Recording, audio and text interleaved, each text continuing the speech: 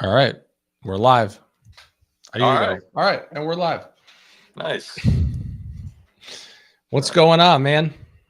Uh, my head's about to fucking explode from all the horse shit.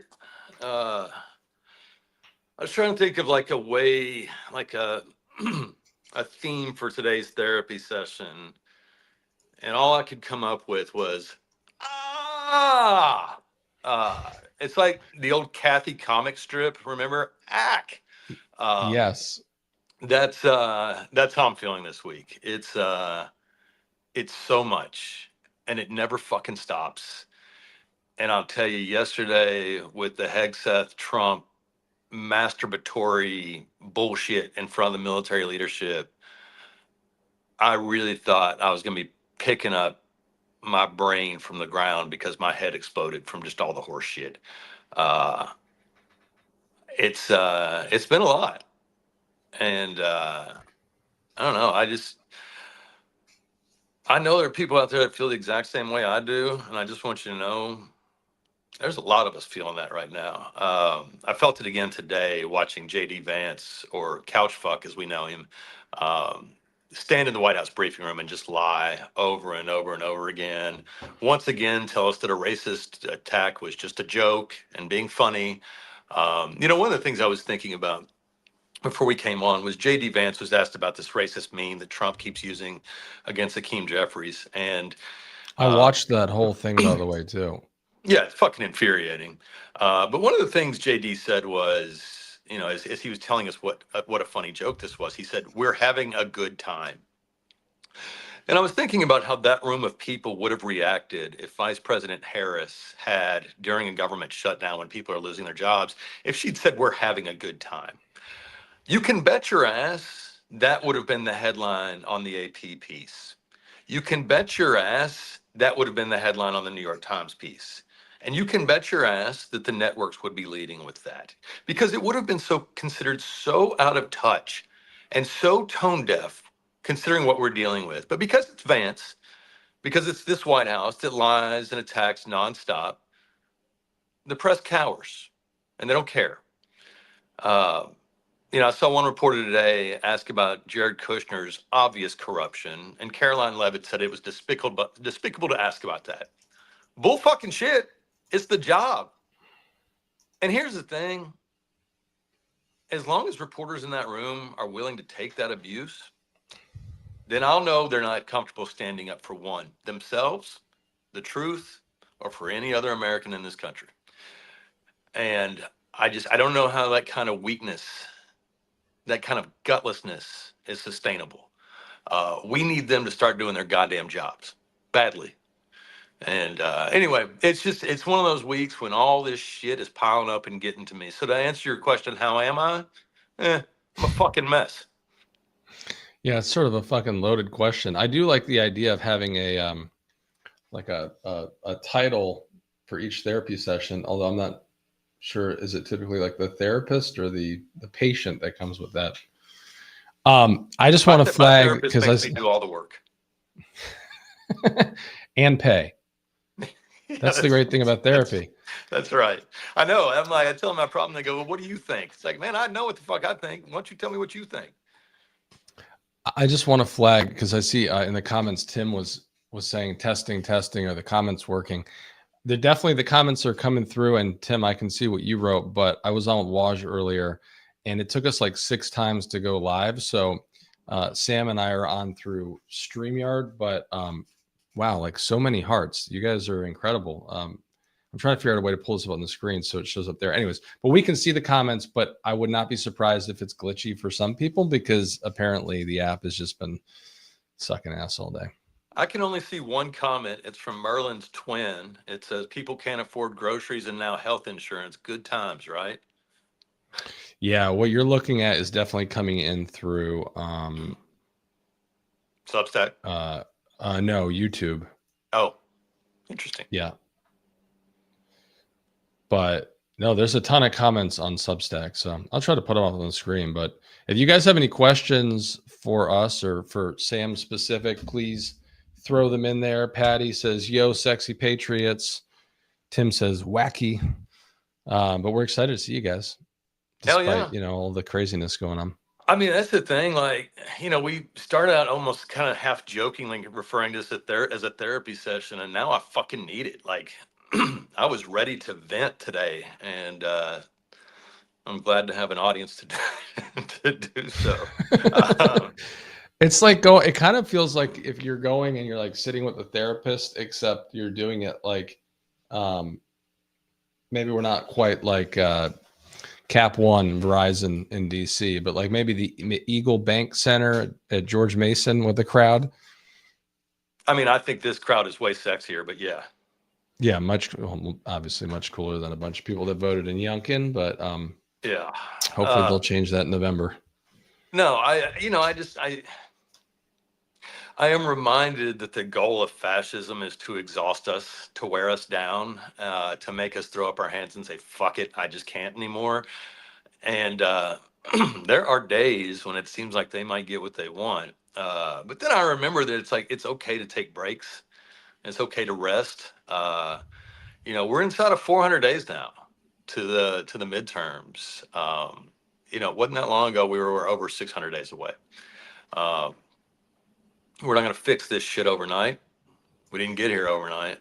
Um, but if you're feeling like I've been feeling these last couple of days, it's all right to unplug, free your mind, clear out the bullshit, and then get back in the fight. Because burnout is real. And yeah. And what exactly are you doing to unplug, Sam? Well, I couldn't surf this week because there's a hurricane in the Pacific that sent waves that were way too big and way too sloppy. So I've been stuck on land, which I think is probably contributing to the frustration I'm feeling. Beyond that, I like movies and weed, and that's been I've have found those things to be helpful. Although this week, as I mentioned in the newsletter, I went to see One Battle After Another, the new Paul Thomas Anderson movie featuring Leonardo DiCaprio. And if you haven't seen it or you're not familiar with it, it's a resistance story, and it's heavy. And I'm not sure I was in the right frame of mind to watch it this week. I think I'd be better off sticking with like comic book movies and Melissa McCarthy movies, because y'all know that's one of my go-to escapes. But I will say One Battle After Another is a damn good movie, and I will not be surprised if it wins Best Picture next at the next Academy Awards. What Yeah, about and you? What are you doing? Leo DiCaprio is just amazing. We are I'm just gonna start copying and pasting stuff that is coming from Substack. We got some pumpkins, and I think we're gonna go to it's called Cox Farms, COX, that we go to every year, and probably Markoff's Halloween. Just doing fall stuff. Got to get out, get some cider, all that kind of stuff. Nice. Yeah, you don't want to take the family to the cock farm. That's a whole different place. They got a Yeah. whole they got a whole different Halloween vibe going on over there, and way more gourds than pumpkins. It's yeah, so you don't want to make that one. You don't wanna make Markoff's, if that you remember, is the one where was it 2 years ago? We've gone. This will be our fifth year in a row, but it was where old Peter from Fox was like shit faced drunk that one night we ran into him. Oh, Ducey? Yeah. Yeah, if I were him, I'd drink too. If I had a son like him, I'd drink twice as much. I'm seeing this quote you put up. I live in deep red East Texas, and even some of the smaller towns around me are having no Kings protest. Fuck yeah. Thanks, Christina. That's the kind of shit that I need to see. Like when you get discouraged, you need to be reminded that there are people out there, especially people where the odds are stacked even higher against them, who are still resisting like a motherfucker. Yeah, the next No Kings protest is the 18th. Do I have that right? Yes. Think so. I'm ready. That last one was damn therapeutic. It felt good to be out in the streets, raising my voice, but also just seeing how many other people were out there feeling the same way. Uh, I'm thanks, gonna Laura G. close this door to let the dogs in while you talk about No Kings for another minute. That's actually a really shitty song that y'all have never heard. Who Let the Dogs In? Who Let the Dogs Out was a much was a much better version. But yeah, man, I'm fired up for the next No Kings. I just really feel like I need it. I need like to be around like-minded people. I need to see like action in the streets. Uh, yeah, I just want to. I don't know. I want to feel like something's happening, and it's hard to do that some days, especially when you have such a feckless press corps that just sort of sits there and takes the abuse of Republicans and repeats the lies of Republicans. And it feels like we're getting ganged up on. It feels like everybody, it's just a joke to all these people, except for those of us who take this shit seriously. And yeah, it's a lot. And I feel like these protests and these rallies are sort of a good way for us to channel that energy into a good place. I totally agree with that. I listened to everything you just said. Also, Who Let the Dogs In? Wonderful song. I know that I got that backwards, but I heard what you said. I got to put this up from Tim, if it'll let me. Well, anyways, Tim said, I like weed and anything. Yeah, yeah, it does have that effect. It's just staring at your hand can become a fun adventure. Yeah, I don't. There's a bunch of movies that just came out that I want to see on video on demand. Like the new Spinal Tap is out, and like I haven't seen hardly anybody talking about it other than those Leah three guys. Anderson says, no spoilers on anything, Sam. Okay, I won't say anything. I am excited for the new Spinal Tap, even though it's not getting a lot of attention. I'm excited for Caught Stealing, which at first I thought was about Jane's Addiction. I thought it was about the Jane's Addiction song "Been Caught Stealing." It turns out it's Austin Butler, who I enjoy. I thought he was great as Elvis, even though I didn't really like the movie that much. Um, and then I still haven't seen Fantastic Four. So those are three movies that have jack shit to do with politics that I'm going to try to watch over the coming days. Uh, and I keep rewatching The Naked Gun. I bought it just so I could keep watching it, and yeah, it's just funny to me. Where do you get the movies that are in theater, but that are basically like quote unquote on demand? Apple, Is it? Oh, okay, got it. yeah, you can get them on Apple. You can get them on Prime, which fuck Prime, or you can get them on Fandango, the Fandango app. Yeah. I need to do that more because we just don't get out all the time with the kids. Oops, Yeah, there well, we I go. mean, Now, you do things like go to pumpkin patches and like you're living a good full life. I watch movies to try and push away the darkness. So that's well, I definitely want to watch the Leo movie. I mean, he's just been so good in so much. yeah. I mean, I think he sucks as a human. Like fuck him for hanging out with Jeff Bezos and all that. But man, he's a damn movie star, and I'll tell you, he's really good in this. But I tell you, who steals this movie is Sean Penn. And I won't say too much more about it, but there's times in entertainment when the person who plays a villain, think Heath Ledger as the Joker, or think Nurse Ratched from One Flew Over the Cuckoo's Nest, and villains sometimes have a way of stealing a movie, like Jack Nicholson. I mean, everybody who's ever played the Joker, but Nicholson in the '89 Batman. But yeah, I'm a big Sean Penn fan, like in real life, and I imagine this was a real challenge for him. I mean, he's been great on so many things, including Ukraine. But I Ukraine, just yeah. watched him on what was it? The that 2-episode documentary on what's his face from Charlie Two and a Half Sheen. Men. Charlie Yeah, Sheen. Yeah. Yeah. Actually, I know really interesting documentary. Yeah, it's so weird to see Penn like being like very serious and thoughtful about someone who is not serious and not thoughtful. But like Like very like unfiltered, like he's sitting there almost as if it was what's that Leo movie? That LA one. What is it? Anyways, where like Leo's turned into a GIF now with the cigarette and stuff like that. Sean Penn's literally sitting there with like a drink, smoking cigarettes, just doing this whole documentary like it's like, the 70s or something. Yeah, man, I can't believe he's still smoking nails after all. Like, some of these guys, they're never going to quit, I don't think. I heard a funny story he told once. I think it was on Smartless, the podcast. He was talking about he was going surfing in Malibu, and he ran into the guy who he used as inspiration for Jeff Spicoli from Fast Times at Ridgemont High.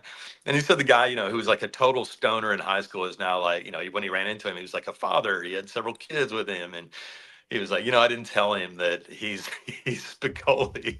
And I thought, man, if I was Spicoli, I think I'd want to know. Like, I think that would be like something I'd be super proud of.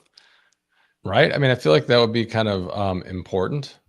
Yeah, I mean, it's something you want to tell your kids about, right? Or maybe not. Maybe not, depending on who you are or who your kids are. I was going to do a quick share screen of today's newsletter. I really like the I'll turn the audio off. I really like the headline, which I laughed at, but then I know it's not funny. Yeah, Shut down city, baby. yeah, yeah. I was thinking like, I was thinking of the line from Chinatown, like, "Forget it, Jake, it's Chinatown," and I was just thinking, "Forget it, America, it's shut down city, baby." Um, yeah, no, it's. I mean, I think the thing is, like, Democrats are doing the right thing, but they're doing it for the wrong reason. Like shutting this, going to war over healthcare prices is important. Going to war over a fascist dictator declaring war on America is more important. It's importanter. Um, I wish that this was a discussion about Trump in general. I wish this was a discussion about a lawless runaway administration. I get why there are two different schools of thought here. Like, Democratic leadership felt like focusing on kitchen table issues, like shocking increases in Obamacare premiums. It's a very specific argument to make. It's a very specific ask, and so it's not lost on me the strategic thinking behind that. But I feel like one of the things our leadership often fails to consider is the importance of an emotional toehold when it comes to these battles. It is hard to get people who aren't affected by healthcare prices to give a shit about healthcare prices. Even when you tell them it is going to hit you one way or the other, they still don't care unless it's their bill that's going up. But I felt like right now we are in a position where we could have made a basically a request for a national restraining order, which is what McConnell called the 2010 midterms. Um, you know, Trump is lawless. He is off the chain. He's acting like a king, and I feel like we could have had that out. And in doing so, I feel like we could have made more demands. Uh, as such now, I think best case scenario is we get the tax credits for the Obamacare subsidies, and that would be a win. That would be, that would go a long way toward, um, helping a lot of people.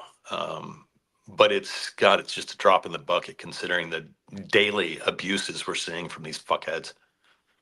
Yeah, it's also like pretty incredible that Schumer and Jeffries have made it this far holding the line. hmm Well, I mean, holding the line ish. I mean, we had one I House know it's like Democrat the bare defect. minimum, but Yeah. yeah, that's But I true. mean, Jared Golden went off the reservation in the House. He's, crapping all over us. I use that phrase sometimes, off the reservation, and I just heard myself say it. And I'm wondering, like, it doesn't sound great now that I hear it. Um, and anyway, Yeah. John Fetterman, Catherine Cortez Masto, and Angus King, they screwed us on the Senate vote. I tell you, Cortez Masto is one of the biggest disappointments to me. I almost think of her in the same way I think of Cinema. Um, there have just been so many times when she could have done the right thing and just didn't. Maybe I just got too used to Harry Reid being tough and not afraid of taking on Republicans. So it's a little jarring when you see a Nevada Democrat whose instinct is to cower. But no, I mean, I would agree with you overall. At least so far, their leadership is holding the line. Uh, the question becomes, how long can they hold it? I believe Jeffries has a better grip on the House caucus than Schumer does on Senate Democrats, which is always the way. But at the same time, like, you But really hope. the Masto thing is a little weird too because she did just get reelected. You know what I mean? Yeah. It's not like, obviously a vote sticks and all that kind of stuff, but I mean, Does it? she's around for another 6 years here. Yeah. I mean, the other thing I would say is this, like, the horse race press, all they want to talk about is who's going to get blamed for the shutdown. So here's a question. When's the last time an election was decided by a shutdown? Wasn't. Was it? Yeah, Ever? I don't think it's ever happened. So And when was the last shutdown we had? It was like what, 30 to 35 days under Trump in yeah, 2019. that's exactly right. And I would argue that's not why he lost. I don't know.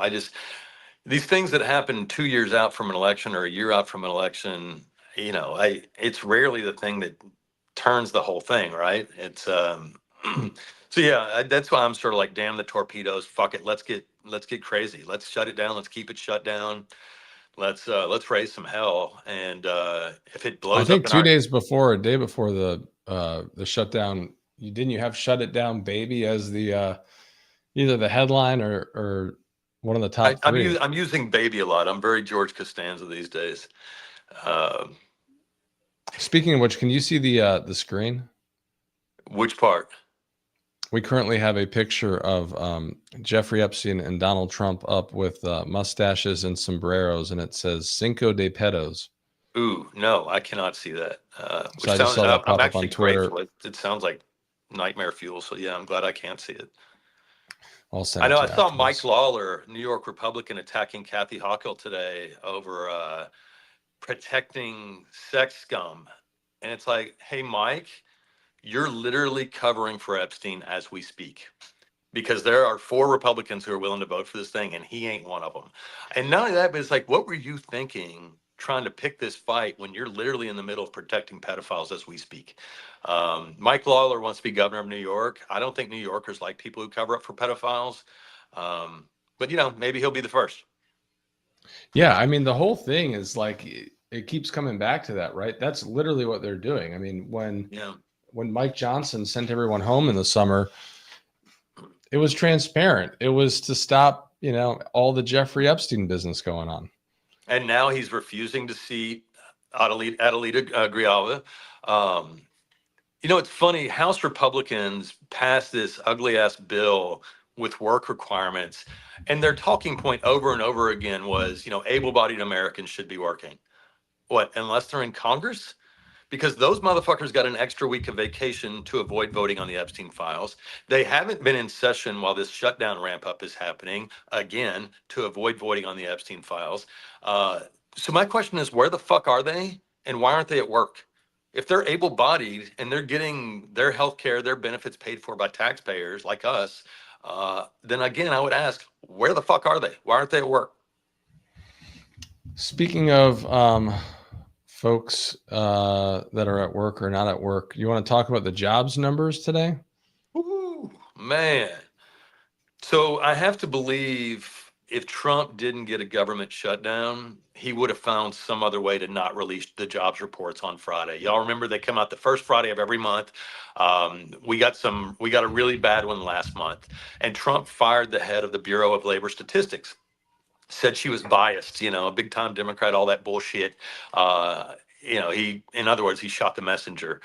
So he announced he was going to replace her with this fucking loser, this January 6th freak show who said a bunch of awful shit about Kamala Harris. Just no, a guy who's nowhere remotely qualified. But it was pretty obvious the fix was in. Trump wanted some bootlick there to, lie about the numbers, juice him up. And apparently they couldn't even fucking do that right.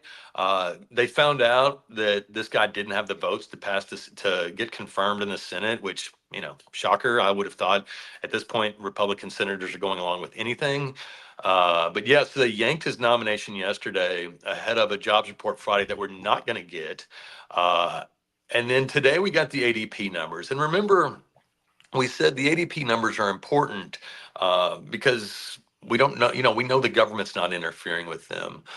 We were expecting 51,000 jobs. It didn't go that way. It's actually in the negatives. And last month's already bad report was also revised to be in the negative. So if you were keeping score at home, you might remember that Joe Biden had 4 years, every month job growth. Every month positive numbers as he added 15.5 million jobs to the economy. Trump left office with the worst jobs record since Herbert Hoover, and he's picked up right where he left off. So if again, this is twice now, Donald Trump has inherited, it's a word that follows him around a lot, he has inherited a humming economy, and he has fucked it up in record time. You know why? Because tariffs are fucking stupid. Because tax breaks for billionaires are fucking stupid. Because Trump is fucking stupid. If you want to build the economy, you do what Joe Biden did and you build it from the middle out. Trickle down doesn't work. It's never worked. And that's why Republicans tank the goddamn economy every time they're allowed to touch it. Yeah, and I think of that, it was 32,000 private sector jobs, right? That almost, Yeah. based on the interviews that took place, were directly, firms saying, "Look, this is all about the tariffs, right? I'm not like, we're letting go of people, we're freezing hiring, like we don't know which way this is going. If there's an actual, end game here and a determination of what's going to happen, that will allow us to." Bring on some new people and not fire some folks. But it comes down to these tariffs. Well, I mean, the president's been very clear that he's building an economy for the 1800s. Unfortunately, it's the year 2025, and that's just fucking dumb. So, yeah, that's where we're at. It's going to get a lot worse before it gets better. And the truth is, I don't know that we'll know just how bad it is, because I think we're already seeing an effort to fudge the numbers to cover it up, just how bad it's going to be. Well, that's a good point. I mean, it's like he would have done whatever he was going to do on Friday, no matter what. Even if the government opens up, it's what today's Wednesday. Even if it opens up tonight, it's not going to, or tomorrow. Actually, it won't. It's not going to do anything until Friday. But had it opened up today, there still would not have been a job report because of that difference. So it was kind of comforting to get the ADP numbers and hear all that this morning, because as you said, it's like we actually know, despite the fact that it sucks to hear that for people. Right. It's bad news, but at least truth. It's truthful. Yeah, that's it. It's bad news, but at least it's truthful. With Trump, you only get good news, but it's all fucking bullshit. So, it's utterly pointless to me. But I'm also not somebody who needs the news to agree with me. I don't think that's the way news works. So, yeah. Well, that's reassuring, right? Yeah, right. It may affect how we feel about something. I'm just putting this on stage too. This was the Aaron Rupart post today. Oh my God. Trump, I'm very careful when I walk downstairs. Like I'm on stairs, I walk very slowly. Nobody has to set a record. Just try not to fall because it doesn't work out well. Yeah. Imagine Joe Biden giving those remarks. I wonder if Trump has fallen down the stairs recently and that's why it's on his mind, or if he was just remembering the time Milley had to hold his hand and help him walk down the ramp at West Point. The truth of the matter is Trump's feeble. He wants us to believe he's like, an athlete, but he's not. He's weak. He's covered in bruises. He's covered in orange makeup to cover up how fucking ugly he is. It's an interesting point you just made in terms of you wonder if he has or something recently, because one of the things we know, right, about him is that he often is regurgitating and talking about things that are on his mind or from the person he last spoke to. Yeah. Well, I thought it was funny. He was talking about Obama and he said, I had no respect for him as president. It's like, fuck you. But he was talking about how Obama just, had no problem taking the stairs quickly.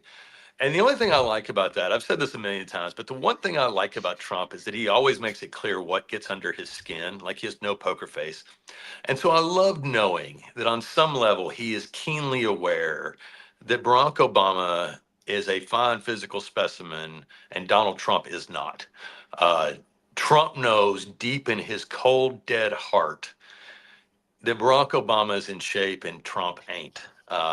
And I imagine that's one of the reasons he hates him so much. Did you freeze on me? Hate, I don't think so. Can you hear me? Oh, yeah, now I can. Speaking of hate, so I watched that press conference today with JD Vance, and I thought of all people, the one to ask this was a little interesting. And speaking of Ducey again, but Ducey asked about that 18 billion in that they're threatening the infrastructure money for New York City, and he asked JD Vance whether or not there was a direct correlation between that and the fact that Hakeem and Schumer are from New York and the government shut down. But what's your take on the latest? I mean, so speaking, as a building is literally crumbling. JD Vance talking out of both sides of his bullshit mouth. So JD was asked that question by Fox News, and he does like the gloat face that they do when they're talking to their base, and he says, "Oh, I think Russell Vought will be happy to make a few more rescissions. Threat, threat, hint, hint, wink, wink." And then he gets asked by a mainstream media reporter, "The president said he's going to target Democrats for layoffs. Is that true?" And JD's like, "Oh no, we would never target somebody because of party." And it's like, motherfucker, you just said the exact opposite. Right. Um, and it's just, I don't know, to me it's just, one, it's really insulting that it's just so blatantly dishonest, but also it's just JD in a nutshell. Like, he's been changing personalities and names for so long. I don't think he remembers like which way is up anymore. Like, I don't know, imagine it's like a secret agent who forgets what their real identity is. But yeah, no, he's I mean, I don't think he's been in there before that I can remember, right? So he comes in and like, he's supposed to be the fucking charming one. I mean, that's what's crazy. I mean, he's the one who they brought yeah, in as a salesman. Yeah. right. And you kind of look at him through the lens of, let's say he is going to run for president. Everything he's doing right now, he's doing on film. So when the sombrero stuff comes up, he's gaslighting everyone. He's like, I don't understand. He's like, Hakeem called it racist. He's like, is he a Mexican American?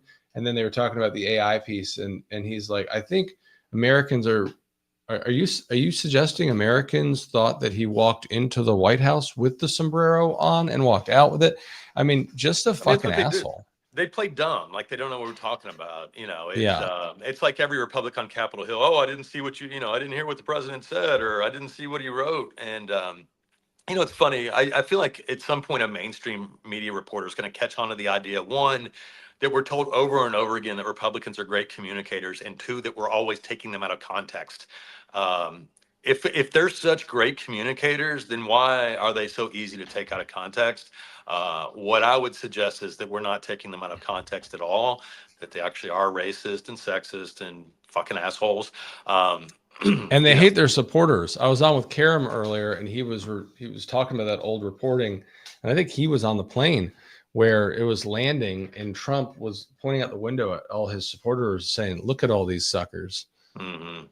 Yeah, no, I mean it's true. I think he's always had contempt for the rubes who would buy Trump steaks or Trump vodka. I think he's Yeah. always I think that's the way he looks at other human beings. Is he sees them as like a cartoon. He sees them as a burlap sack with a dollar sign on the side. He looks at human beings the way most of us look at batteries. You're right. There's something there for us to use the energy in that. He looks at other human beings as, what can they do for me? And I mean, I think that's true for even his own fucking family. The idea, to me, it's always been one of the tragic parts of Trumpism is that he hurts the people who love him the most, and they don't have the first fucking clue it's happening. No, it's those of us who actually know what's going on. Those that we're the ones who are doomed right now, because it's just You were speaking of the 38% mm. that he does that. Yeah, He's exactly. The 38, yeah, the dirty 38.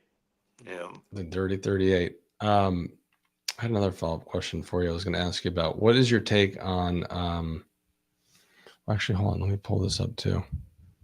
Also, at some point we were like,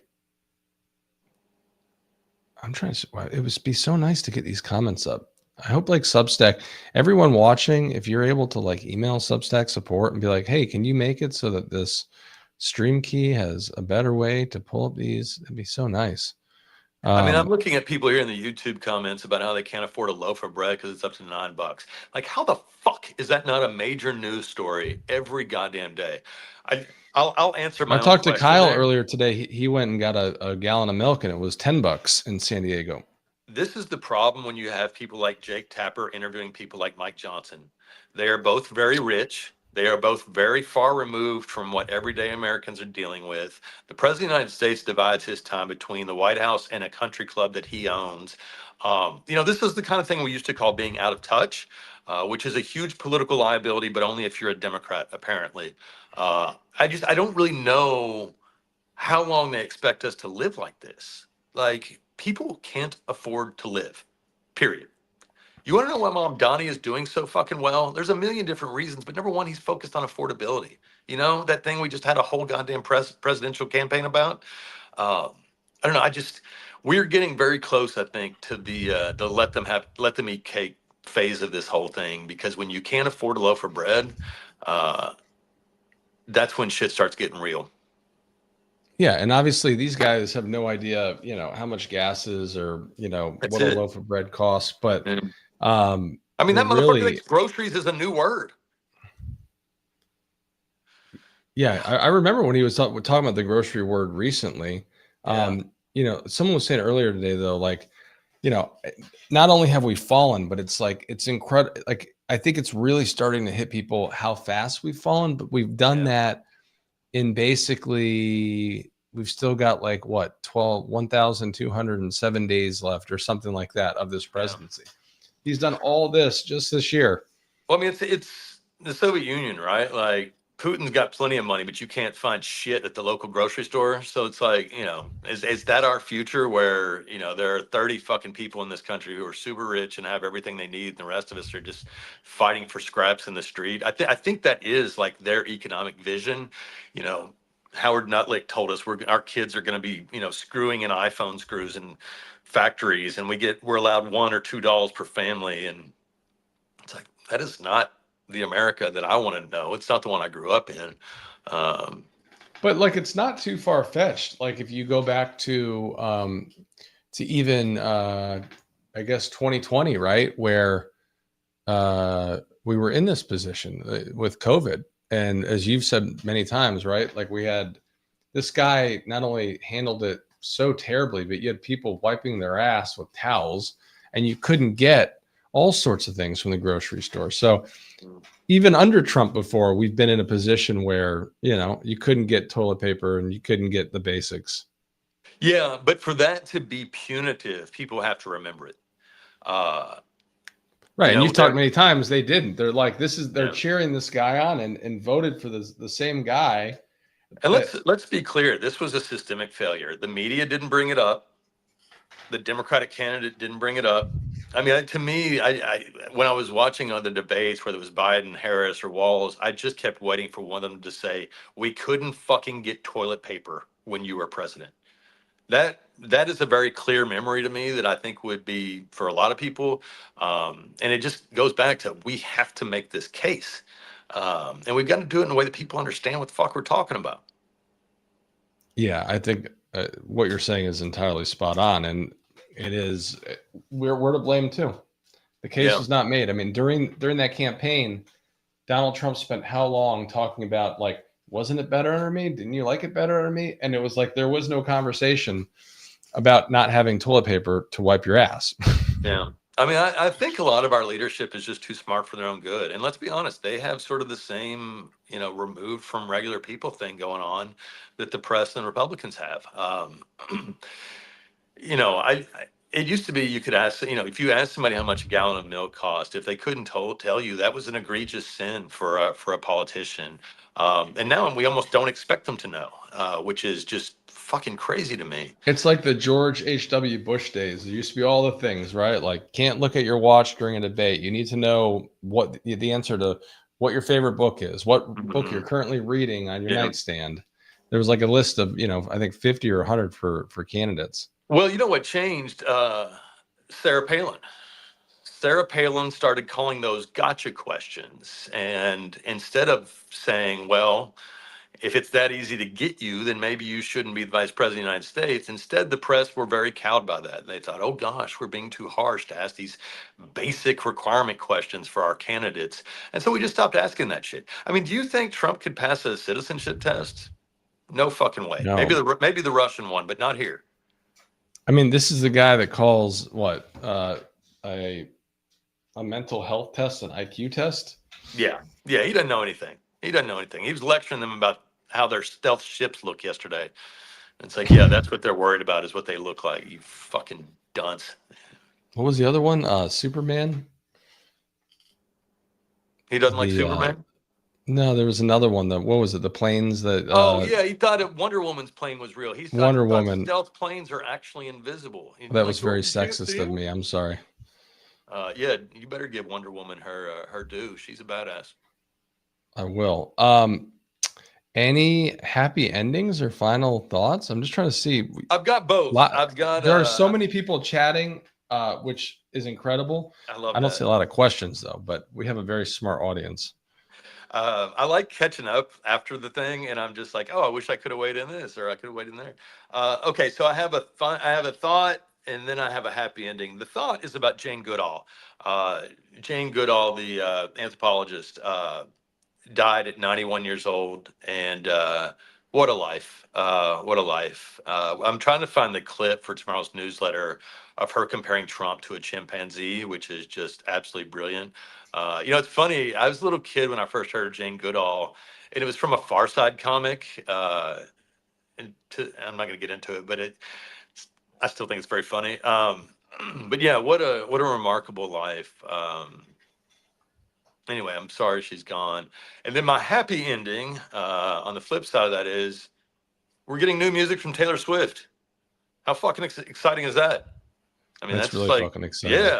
yeah, that's what I'm into. So yeah, I'm glad. That's my happy ending. Is I'm glad we're. Oh, I had one other one.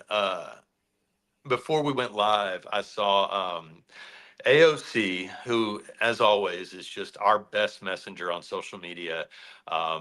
A group of school kids from the Bronx showed up to tour the Capitol.